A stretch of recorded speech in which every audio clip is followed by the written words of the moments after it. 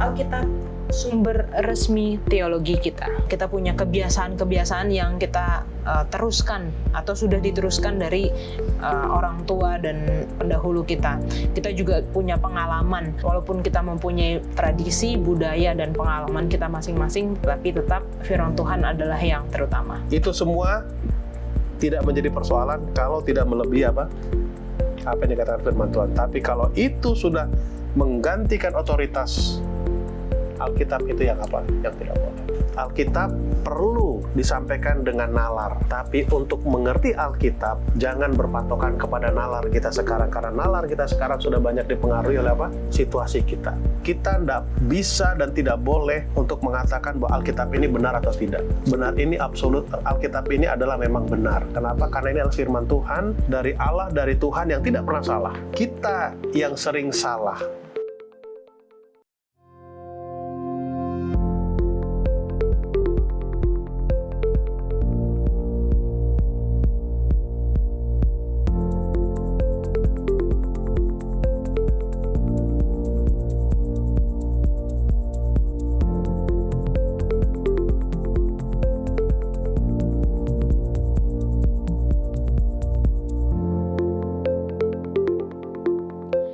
Shalom Sahabat Muda Hope Channel Indonesia, di mana saja Anda berada. Kita bertemu kembali dalam program Diskusi Sekolah Sabat.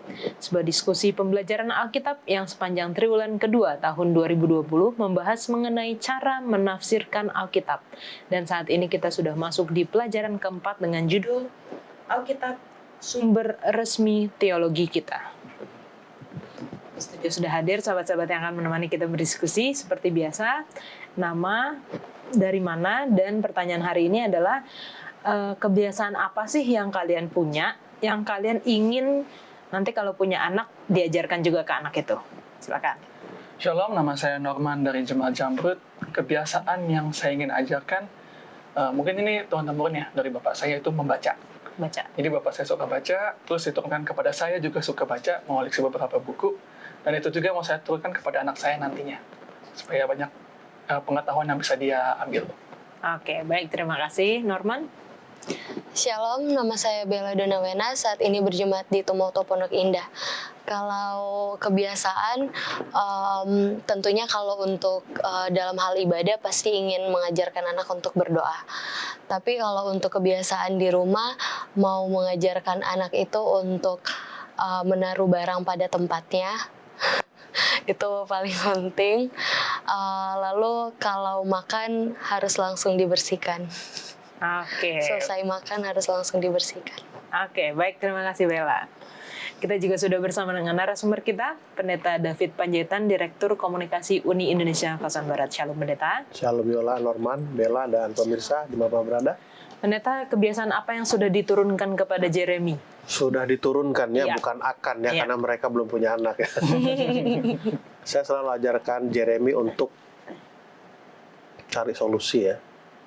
Kalau punya problem, solusinya apa? Jangan problemnya itu yang terus dipikirin. Karena saya gitu, kalau ada mentok langsung cek alternatifnya apa ya? Cek alternatifnya apa ya? Oke, baik, terima kasih Pendeta. Kita akan memulai diskusi kita. Untuk ayat inti dan doa akan dibawakan oleh Norman. Ayat inti kita terdapat dalam Yesaya 8 ayat 20. Carilah pengajaran dan kesaksian. Siapa yang tidak berbicara sesuai dengan perkataan itu, maka baginya tidak terbit fajar. Kita berdoa.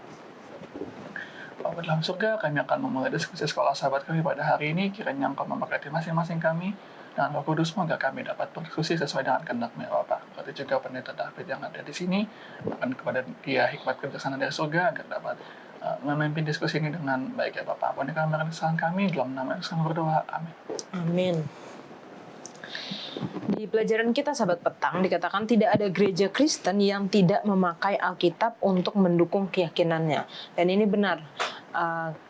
Di awal sekali di pelajaran pertama kita sudah pelajari bahwa Protestan itu berawal dari protes yang memang awalnya adalah sola scriptura, artinya kembali lagi ke Alkitab. Semuanya berdasar kepada Alkitab. Namun dalam berteologi, peran dan wewenang Alkitab tidak sama dalam semua gereja.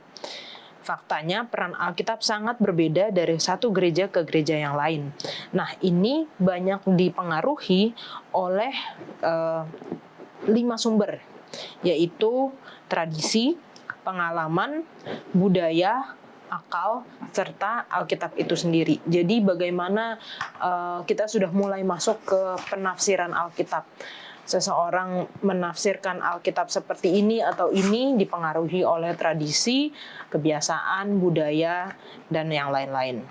Kelima sumber ini memiliki peran penting dalam semua teologi dan gereja. Kita semua adalah bagian dari berbagai tradisi dan budaya yang mempengaruhi kita. Kita semua memiliki pengalaman yang membentuk pemikiran dan mempengaruhi pengertian kita. Kita semua memiliki pikiran untuk memikirkan dan mengevaluasi sesuatu. Kita semua membaca Alkitab dan menggunakannya untuk memahami Allah dan kehendak-Nya. Jadi sepanjang pekan ini kita akan belajar bagaimana hal-hal ini mempengaruhi pikiran kita, terutama ketika kita membaca dan mempelajari Alkitab, dan terlebih lagi bagaimana kita menyikapi mungkin ada tradisi atau kebiasaan, ada pengalaman atau budaya bahkan yang bagaimana yang kalau tidak sesuai dengan Alkitab. Kita akan mempelajari hal itu, jangan kemana-mana, tetap di diskusi Sekolah Sahabat.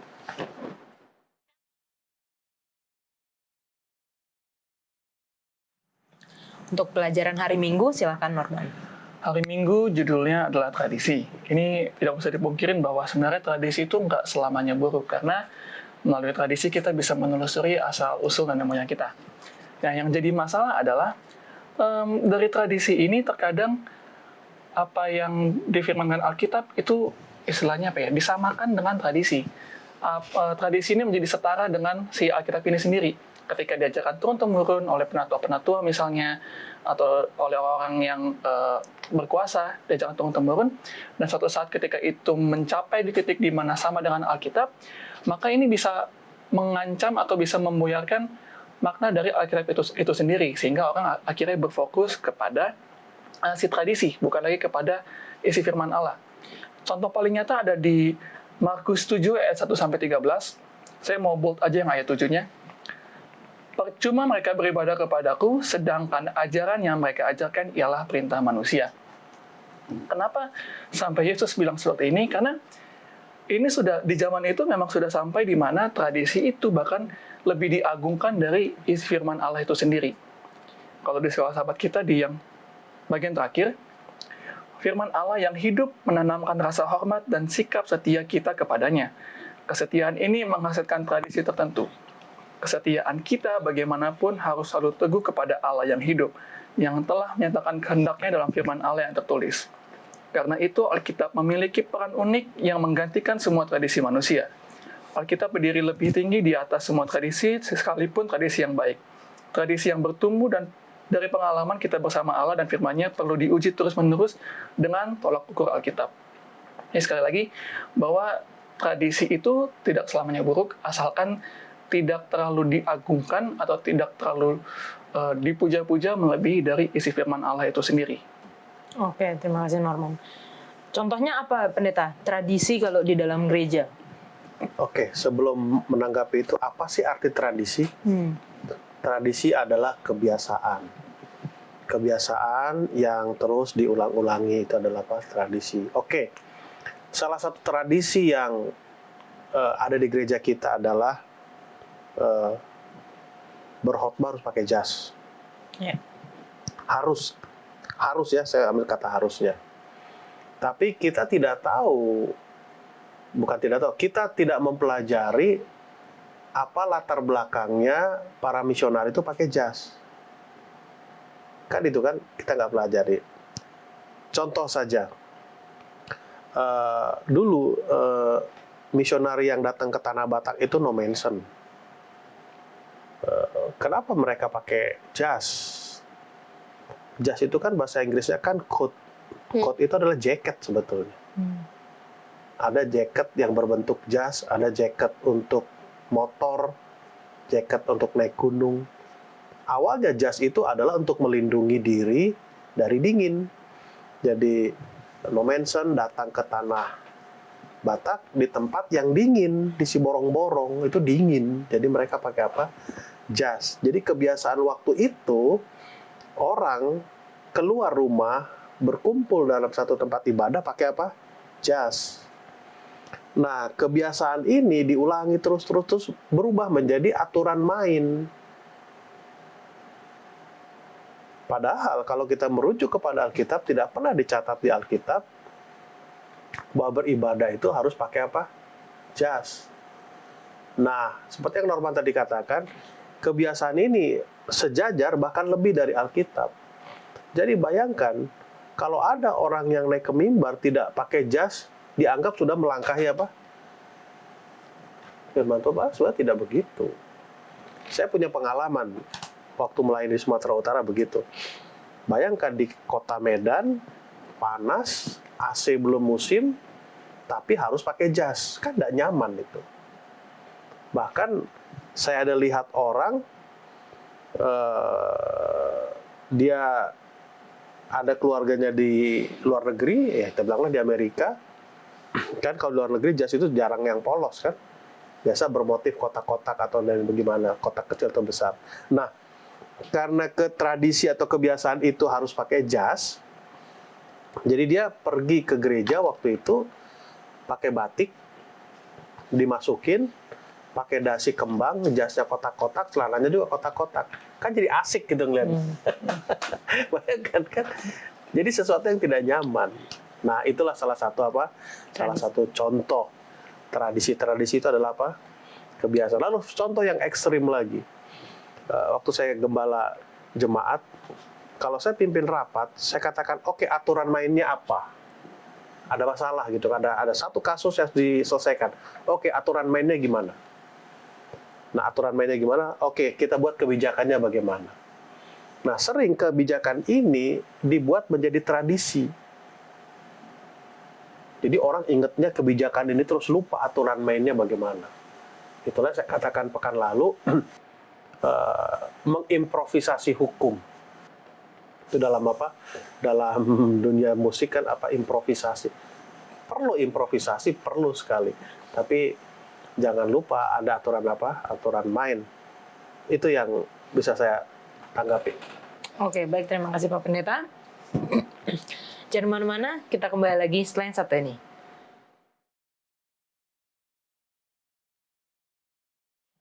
Kita kembali lagi masuk di pelajaran hari Senin. Silahkan Bella. Iya, di hari Senin berbicara atau membahas tentang pengalaman. Tadi Norman sudah membahas tentang tradisi, pendeta juga sudah menambahkan. Tapi untuk hari Senin ini adalah pengalaman, yaitu kita pribadi. Jadi tidak ada orang lain yang punya hubungan dengan keimanan kita, tapi ini pribadi kita melalui pengalaman.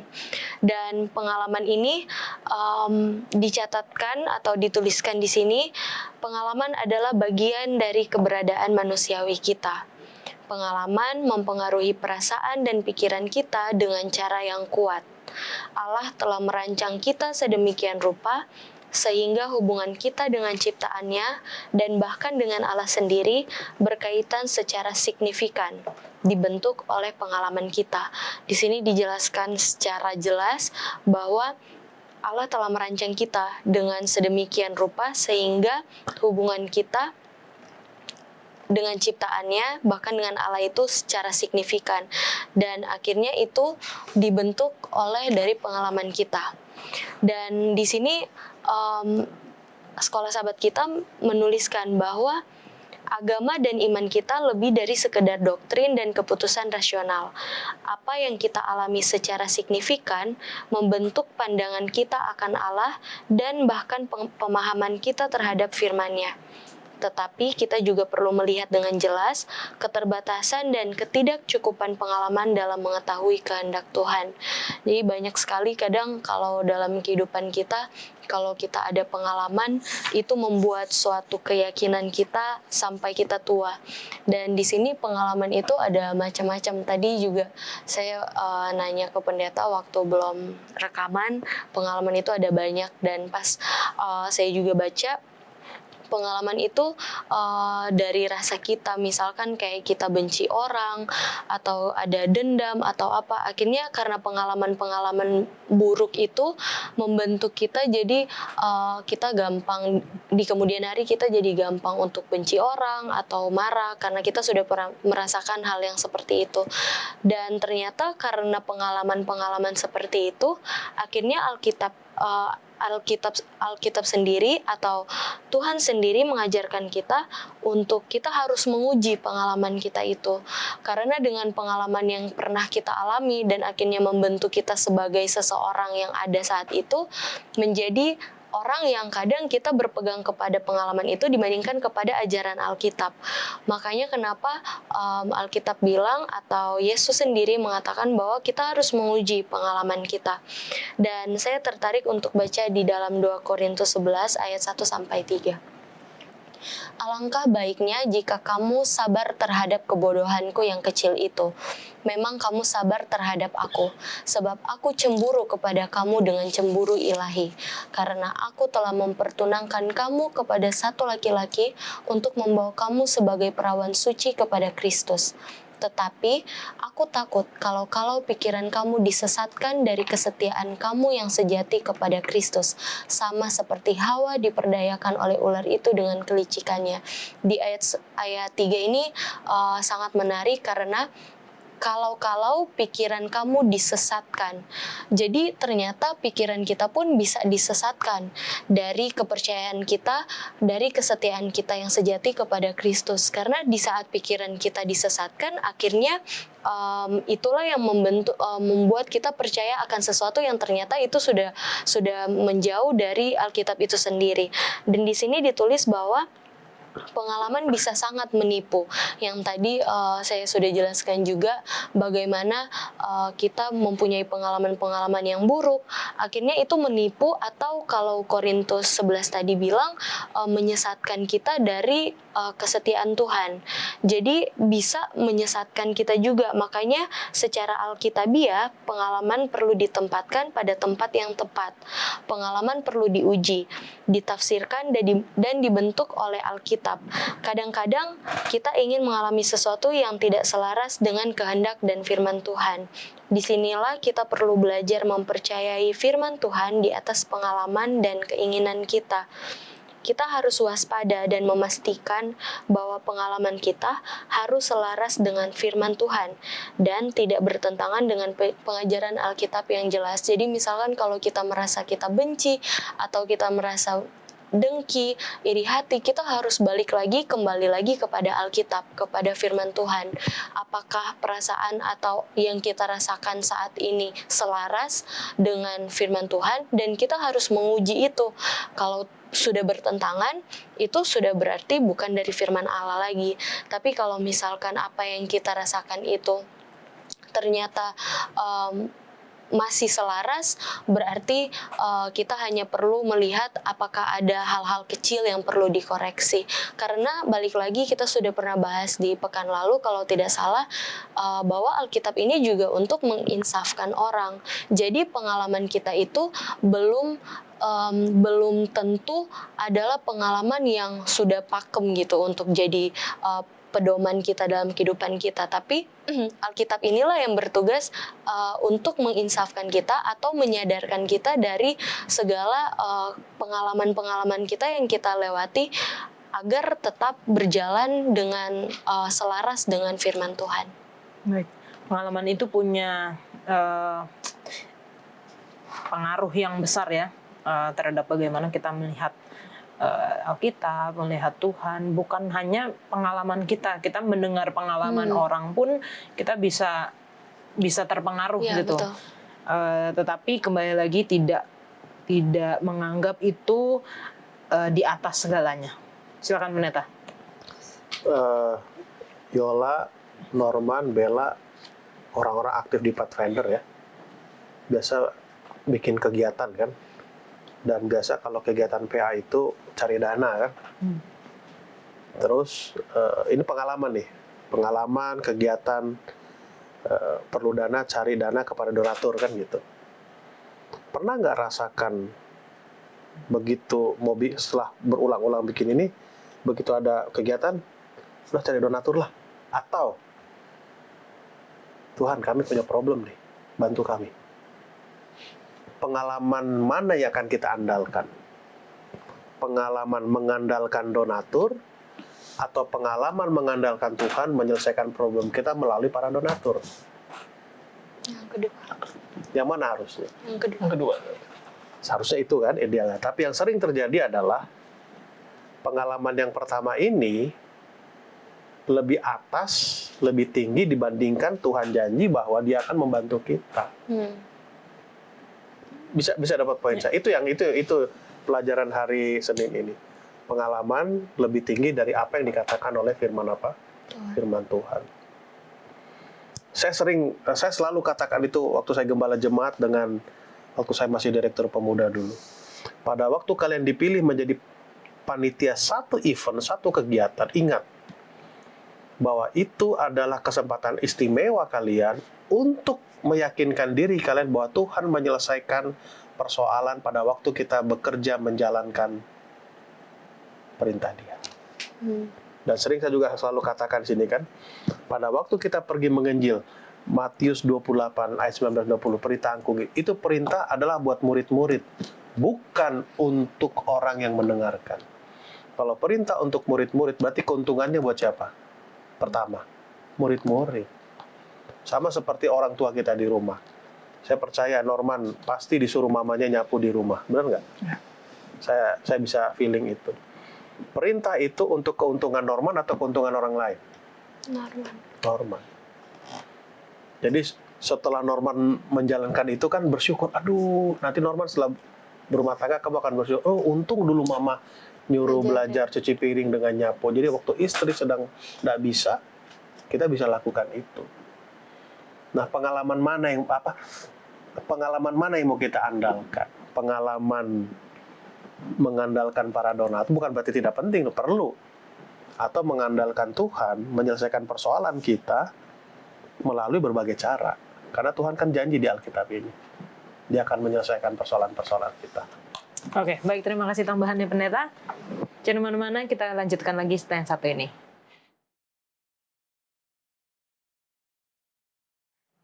Kita kembali lagi, kita masuk di pelajaran hari Selasa. Hari Selasa judulnya adalah budaya. Tadi di awal saya sempat sedikit bingung ya, apa bedanya tradisi dan budaya. Oke, saya bacakan di sini, perbedaan tradisi dan budaya. Tradisi adalah kebiasaan yang turun-temurun dan menjadi bagian dari kehidupan suatu kelompok masyarakat. Budaya adalah suatu cara hidup yang berkembang dan dimiliki bersama oleh sebuah kelompok orang dan diwariskan dari generasi ke generasi. Sebenarnya hampir sama dan sangat berkaitan sekali antara tradisi dan budaya. Tradisi kalau saya baca lebih lanjut tadi lebih kepada diturunkan dari generasi ke generasi di dalam satu kelompok yang lebih kecil.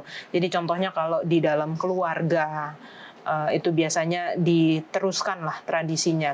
Tapi tradisi ini dapat berpengaruh kepada satu kelompok yang lebih besar, kelompok sosial yang lebih besar, dan ketika sudah diadaptasi oleh satu kelompok yang lebih besar, diturunkan turun-temurun dari generasi ke generasi dan menjadi satu cara hidup, itulah budaya.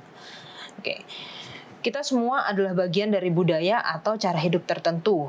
Kita juga dipengaruhi dan dibentuk oleh budaya. Tak seorang pun dari kita yang terlepas dari budaya.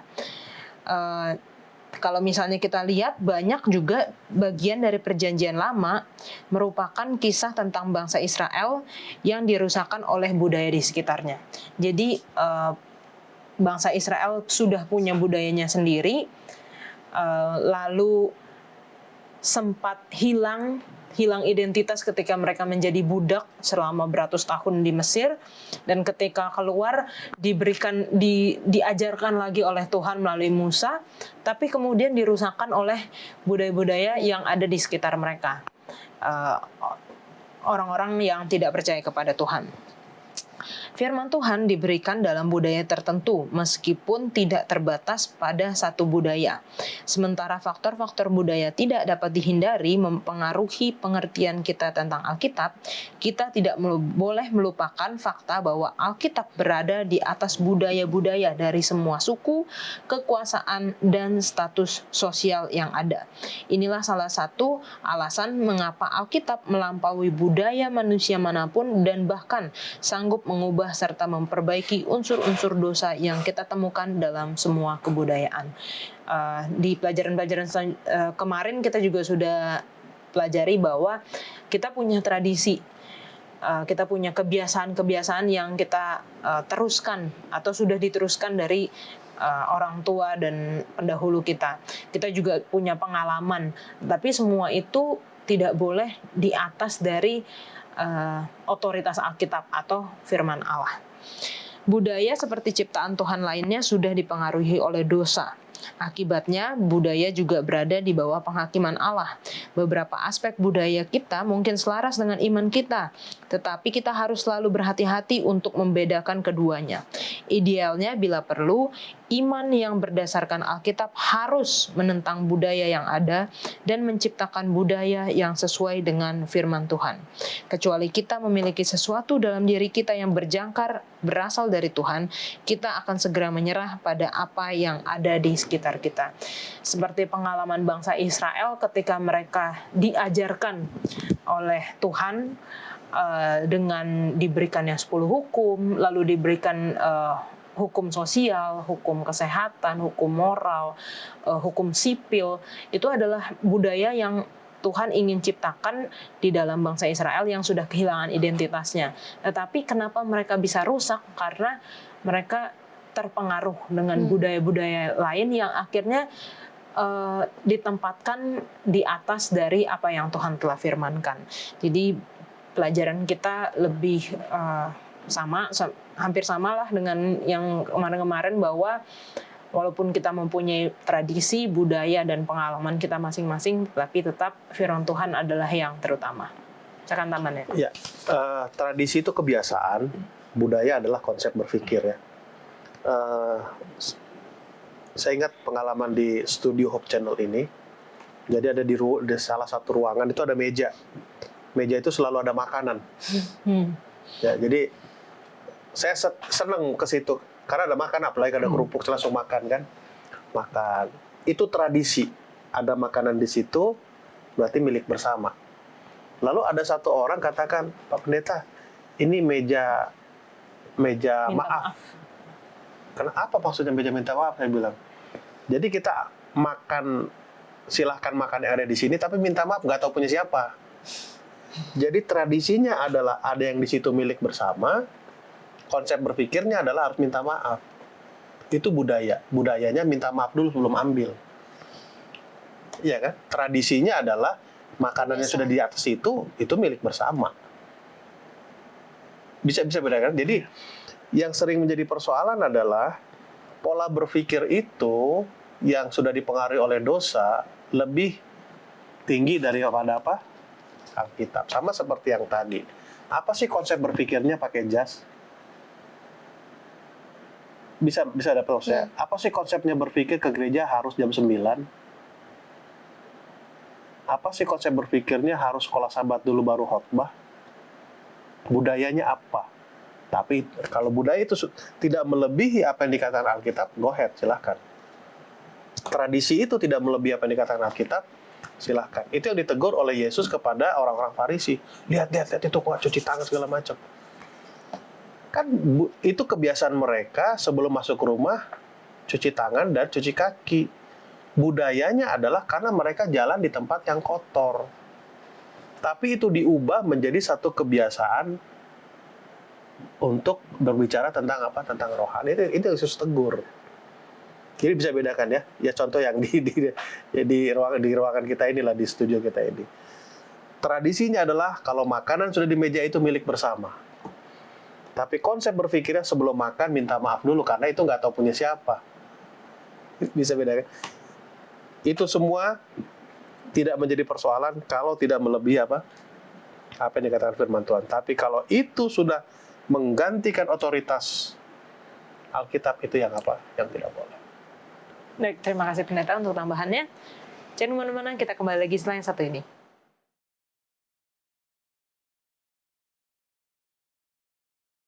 Kita kembali lagi masuk di pelajaran hari Rabu. Silakan Norman. Hari Rabu judulnya akal.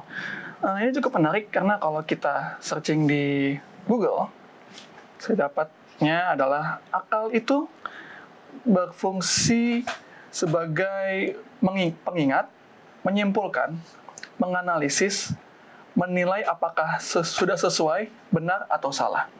Nah, jadi hari Rabu ini, kalau sahabat kita pada hari Rabu mencoba untuk memberitahu bahwa kadang akal yang sudah diberikan Tuhan itu kan kita bisa jadi berpikir, bernalar, membedakan mana yang baik dan yang salah. Nah, yang jadi masalah adalah kadang akal ini disalahgunakan oleh manusia itu sendiri. Contoh paling nyata adalah pada abad ke-18. Nah, di abad ke-18 ini ada dua peristiwa yang besar yang terjadi. Yang pertama adalah Revolusi Amerika atau kemerdekaan Amerika. Dan yang kedua adalah Revolusi Prancis. Nah, kenapa ini sangat berhubungan erat dengan masalah akal ini? Karena dari abad 18 inilah mulai muncul banyak sekali pemikiran-pemikiran filsafat. Dan dari awal abad 18 inilah mulai dipisahkan di mana ranahnya agama, di mana ranahnya negara. Jadi dipisahkan mana agama, mana negara, dan tidak boleh disatukan kedua hal itu. Dimulai dari sini bahwa semakin lama, semakin kesini menjadikan akal ini menjadi sesuatu hal yang yang menjadi superior di antara, apalagi di antara anak muda zaman sekarang, di mana lebih mengandalkan akalnya ketimbang daripada Alkitab. Sahabat kita juga mencatat bahwa semakin lama perannya akal ini yang mempertanyakan segala sesuatu yang di luar nalar manusia, membuat orang semakin lama semakin menggerus mereka punya iman, mereka punya kepercayaan. Contoh seperti ini, kejadian Yesus ketika dia mati dan bangkit, itu dipisahkan, kalau di sejarah itu dicatat bahwa itu dipisahkan oleh salah satu presiden Amerika, itu dipisahkan bahwa ini nggak masuk di akal dan ini nggak boleh ada di buku perjanjian baru versi dia pada saat itu. Nah, itu menjadi satu masalah besar. Padahal yang Tuhan minta terdapat dalam Amsal 1 ayat 7 dan Amsal 9 ayat 10, permulaan hikmat adalah takut akan Tuhan. Jadi untuk memahami Alkitab, memang diperlukan akal, tapi kita merendahkan diri terlebih dahulu dan harus mengetahui bahwa pengetahuan ini bersumber dari Tuhan dan tidak bisa mengandalkan hanya akal dari manusia itu sendiri. Seperti itu untuk di pelajaran hari Rabu. Oke, silakan Neta. Akal itu kan daya pikir untuk mengerti sesuatu. Kembali mundur ke buku Kejadian ya. Pada waktu hubungan antara Allah dan manusia itu masih baik, cara berpikir mereka sama. Pengertian mereka itu sama. Tapi setelah terputus hubungan, sekian lama, jadi ada gap pengertian satu dengan yang lain. Yang jadi persoalan adalah si ciptaan ini menganggap pikiran dia lebih hebat dari apa Allah sebenarnya. Saya dengar iklan di radio. Saya suka dengar iklan. Jadi iklan itu begini. Apa sih santuy katanya. Lalu diketawain. Loh kenapa ngeledek saya ya? Enggak, santuy itu adalah artinya santai, bahasa anak milenial. Jadi dibuatlah perlombaan antara generasi Y dengan generasi Z untuk saling mengerti bahasa. Menarik juga dalam hati saya kan. Jadi bayangkanlah daya pikir orang tua generasi yang lahir tahun 70-an dengan anak muda yang lahir tahun 2000-an. Kan ada gap gitu kan. Ada gap. Tentu yang ini nggak sanggup lagi mengerti dengan yang sekarang ini. Nah, bayangkan sekelompok anak milenial lagi ngobrol, tiba-tiba datang anak baby boomer, generasi baby boomer. Apa yang dikatakan oleh anak milenial dengan baby boomer ini? Ngapain dia di sini, suruh pergi aja lah. nggak nyambung. Itu kan yang terjadi di abad ke-18 itu kan. Iya. Seperti yang Norman bilang, what? Yesus menghidupkan orang mati. Nggak make sense. Alkitab perlu disampaikan dengan nalar. Tapi untuk mengerti Alkitab, jangan berpatokan kepada nalar kita sekarang. Karena nalar kita sekarang sudah banyak dipengaruhi oleh apa? Oleh situasi kita. Sorry saya mau katakan ini. Kenapa orang-orang LDR itu jarang jadi? Kenapa? Karena ada gap. Ada gap. Jarak yang memisahkan. Jadi pada waktu ketemu, kok kamu beda sih? Yang di video call dengan kenyataannya. itu problem LDR loh. Bukan berarti LDR tidak boleh, bukan itu maksud saya. Bukan berarti yang berdekatan juga Pasti jadi. pasti jadi, tidak juga. Poin saya adalah kalau ada jarak yang memisah, itu akan membuat konsep pengertian yang berbeda. Mungkin contoh Norman atau kita punya teman kecil gitu kan, teman SD satu sekolah, pisah tiba-tiba kuliah ketemu, itu akrabnya berbeda. Ya, betul. Bener kan? Betul. Kenapa? Udah Beda. jarak memisahkan kita kan gitu kan. Kalau LDR mungkin nanti ada yang nggak enak kedengernya ya. Ini teman-teman lah, teman dari kecil gitu kan, teman dari kecil, tiba-tiba ketemu, sudah beda rasanya itu. Sama dengan ini. Nah, kita sering mau mengerti, sekarang kok gue jadi nggak ngerti dia deh. Padahal dulu temen gue dia. Ya karena kan ada gap. Ada beda konsep berpikirnya kan. Sama dengan ini. Jangan sampai akal kita yang sekarang sudah dipengaruhi oleh situasi dunia berdosa lebih tinggi dari ini. Saya sering katakan akal kita itu membatasi kuasa Tuhan. Akal kita itu membatasi kehebatan Tuhan. Bayangkan otak kita berapa sih bandingkan apa Tuhan itu. Oke, baik, terima kasih Pak Pendeta untuk tambahannya. Kita akan kembali lagi setelah yang satu ini.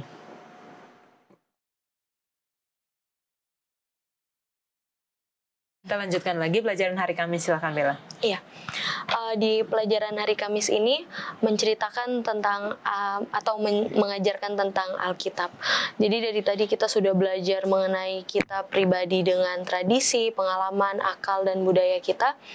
Nah di sini kita kembali lagi ke Alkitab.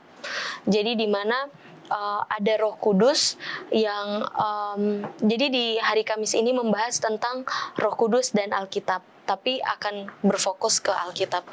Nah, Roh Kudus yang telah menyatakan dan mengilhami isi Alkitab kepada manusia tidak akan pernah membawa kita bertentangan atau menyimpang dari firman Tuhan. Jadi kita ingat dulu kalau Roh Kudus dan firman Tuhan itu harus selalu selaras dan tidak bertentangan. Namun beberapa orang yang telah menerima ilham dan perintah dari Roh Kudus, mereka selalu tidak menyadari akan ilham yang mereka dapatkan. Karena kadang ilham yang mereka dapatkan itu sebenarnya ada beberapa yang bertentangan dengan ajaran Alkitab yang jelas. Bagi mereka, Roh Kudus telah mendapat wewenang yang lebih tinggi daripada firman Tuhan. Di sini bisa dapat ya poinnya. Jadi firman Tuhan itu dan Roh Kudus, kadang orang setelah mendapatkan ilham dari Roh Kudus, mereka merasa bahwa karena ini dari Roh Kudus, jadi ini pasti benar gitu. Pasti karena udah ada ilham. Karena ada beberapa yang mendapatkan penglihatan, mereka merasa bahwa itu sudah benar. Dan mereka merasa ini karena dari Roh Kudus, pasti ini udah benar. Tapi sebenarnya harus diuji lagi, kembali lagi kita harus menguji apakah ilham itu sesuai dengan firman Tuhan atau tidak. Karena yang tadi di poin pertama yang kita udah baca, Roh Kudus dan firman Tuhan itu berjalan bersama. Mereka itu selaras. Dan kalau misalkan tidak sama satu dengan yang lain, itu berarti bukan dari Tuhan. Dan di sini dituliskan, siapapun yang meniadakan firman Tuhan yang tertulis dan diilhami atau menghindari pengajaran yang jelas, berjalan dalam bahaya dan tidak mengikuti pimpinan Roh Allah. Alkitab adalah satu-satunya perlindungan rohani kita. Alkitab saja standar yang dapat dipercaya untuk semua permasalahan tentang iman dan perbuatan. Di sini dikatakan bahwa Alkitab itu perlindungan rohani kita. Jadi tidak selamanya apa yang kita lihat mungkin dari mimpi, yang kita lihat seperti kita melihat penglihatan itu berasal dari Tuhan. Kita harus lihat lagi dari Alkitab. Dan jika memang itu bukan sesuai dengan apa yang Tuhan sudah katakan, inilah yang ditulis tadi bahwa Alkitab itu adalah satu-satunya perlindungan rohani kita. Dan di sini kita harus mengingat atau kita harus tahu bahwa kita jangan pernah menganggap atau memikirkan Roh Kudus sebagai pengganti firman Tuhan. Sebaliknya, Roh Kudus itu yang tadi kita sudah bahas bekerja selaras dengan Alkitab dan melaluinya membawa kita kepada Kristus sehingga menjadikan Alkitab satu-satunya standar untuk spiritualitas Alkitabiah yang benar. Alkitab memberikan pengajaran yang masuk akal. Itu kita bisa baca di dalam 1 Timotius 4 ayat 6. Karena firman Allah dapat dipercaya dan layak diterima sepenuhnya. Saya tertarik baca dalam kutipan Ellen G. White Alpha dan Omega jilid 6 halaman 671. Melalui kitab suci, Roh Kudus berbicara kepada pikiran dan menanamkan kebenaran dalam hati. Dengan demikian, ia membeberkan kesalahan dan mengusirnya dari jiwa. Dengan roh kebenaran yang bekerja melalui sabda Allah, Kristus menaklukkan umat pilihannya kepadanya. Kita bisa lihat di sini roh kebenaran dan sabda Allah itu berjalan seiringan. Bukanlah tugas kita untuk menghakimi Alkitabiah.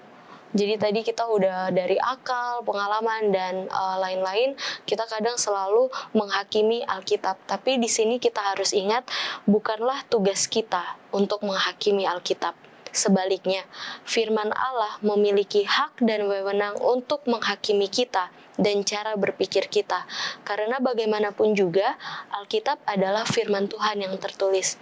Jadi kita nggak punya wewenang apa-apa untuk menghakimi apa isi Alkitab ini. Justru dengan apa yang tertulis di Alkitab inilah yang akan mengoreksi diri kita. Dan di sini dikatakan, kenapa? Karena Alkitab ini adalah firman Tuhan yang tertulis dan firman itu hidup. Baik, terima kasih Bella. Silakan tambahannya, Pendeta. Kenapa orang Advent tidak makan daging babi? Banyak keterangannya. Ada cacing pita, banyak ini, banyak ini, banyak ini, kan gitu. Lemaknya banyak ini. Ada iklan. Anda takut kolesterol? Ada obat anti kolesterol. Ini mentah kan? Iya kan? Jadi apa takut lagi? Toh ada obatnya. Nah, sebenarnya adalah kenapa kita tidak makan haram halal? Firman Tuhan katakan, selesai. Bisa dapat poin saya? Sesederhana itu. Firman Tuhan katakan tidak boleh. Nah, kenapa tidak boleh? Ini loh. Apa hubungannya ini dengan kita? Kalau kita kena kolesterol, kena stroke, kan ke gereja nggak enak. Darah tinggi kan ibadah tidak enak. Itu poin yang pertama. Poin yang kedua, banyak orang mengaku menerima Roh Kudus, tapi ajarannya tidak sesuai dengan Alkitab. Salah satu contoh, David Koresh tahun 80-an ini di Waco, Texas, Branch Davidian, dia punya ajaran kan, David Davidian. Dia katakan bahwa ada orang banyak mengatakan begini, oh Yesus sudah datang di sana diam-diam, ini segala macam. Tidak pernah Alkitab katakan Yesus datang diam-diam. Semua orang akan melihat. Ya, semua mata akan apa? Akan melihat. Banyak orang mengaku mendapatkan bisikan Roh Kudus, tetapi apa yang diajarkan tidak sesuai dengan apa? Firman Tuhan. Seperti kutipan ini katakan, Roh Kudus tidak menggantikan firman apa? Firman Tuhan. Tapi Roh Kudus berjalan dengan apa? Dengan firman Tuhan. Kembali sehubungan dengan David Koresh itu. Kan itu ajaran dilarang di Amerika. Di Waco, Texas tahun 80. Dia katakan kalau masuk surga bunuh diri sama-sama. Alkitab tidak pernah katakan seperti itu. Banyak sebetulnya ajaran orang yang mengaku bahwa dia menerima bisikan dari Roh Kudus, tapi tidak sesuai dengan apa? Firman Tuhan. Paling tidak kalau kita baca dulu, saya lupa apa nama bukunya itu, buku sudah lama banget itu. Ada 3 tes Nabi. Apa yang dikatakan terjadi berarti benar. Lalu apa yang dikatakan terjadi membawa kepada Tuhan yang berbeda, itu salah Nabi itu. Lalu yang ketiga, lihat dari Matius 7:20 ya, buah-buahnya. Kalau sesuai dengan firman Tuhan, berarti itu benar. Baik, terima kasih Pak Pendeta. Jangan kemana-mana, kita lanjutkan pelajaran terakhir setelah yang satu ini.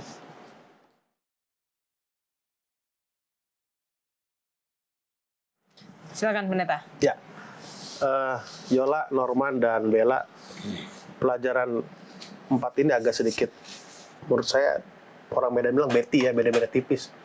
Antara tradisi, budaya, akal, pikiran, dan apa dalam Alkitab. Tradisi kan muncul oleh karena budaya kan, budaya muncul oleh karena pikiran.